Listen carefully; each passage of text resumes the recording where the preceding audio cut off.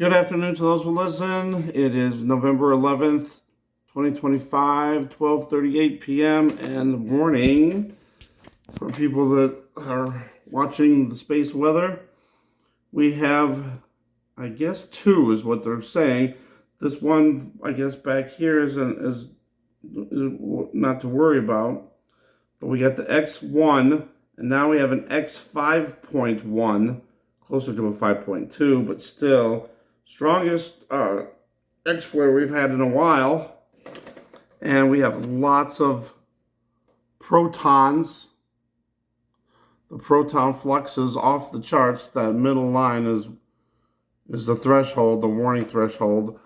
So they're projecting that we're going to have a G4 storm and possible Cannibal CME. Nothing yet, but they're projecting a possible, there it is, 6.4. Oops. Come on. And they're expecting it to be somewhere late tonight into early morning. They're projecting around midnight, I guess Central Time, so 1 a.m., midnight, 11 p.m. maybe Central Time. That's just a general time, so we don't know exactly.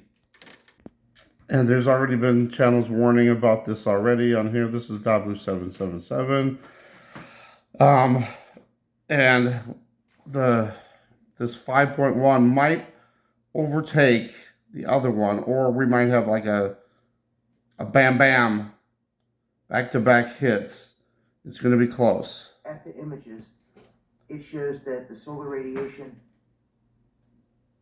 that was let loose from the initial burst hit Africa, and that is different than the CME energy that's incoming.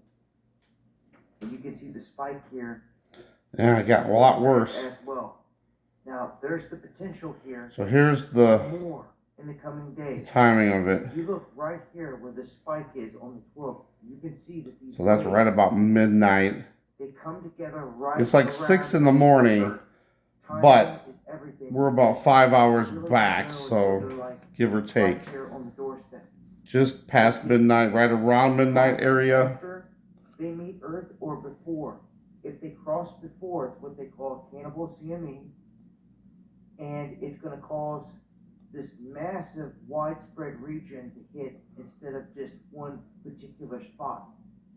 It's what they call Cannibal CME because it engulfs pretty much a large portion of the planet, and it can cause big storms upwards of G4, which can cause a lot of problems out here for different grids.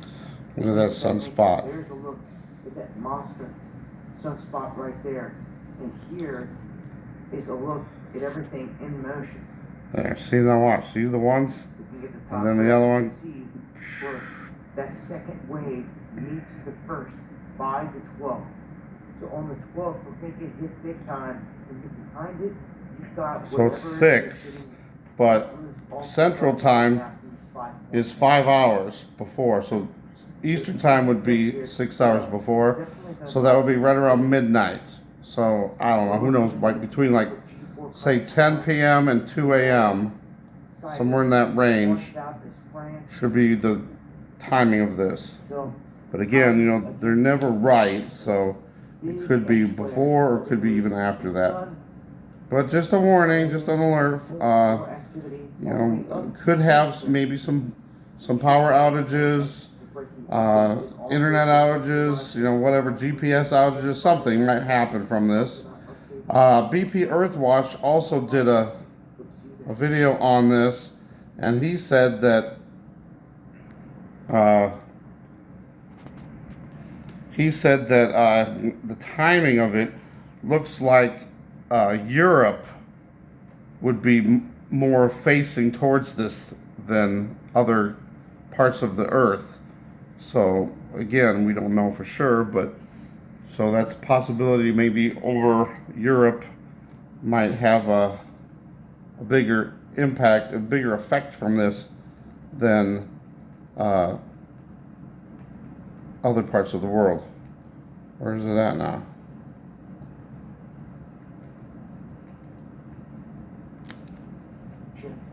There, hold on.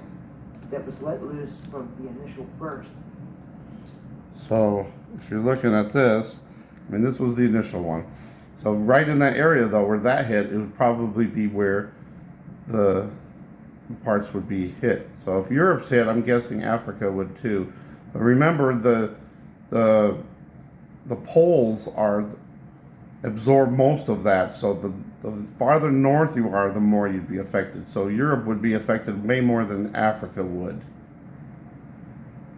And then also, you know, on the southern part too, but you know, there's really nothing down there but Antarctica. So I don't know. We'll see what happens.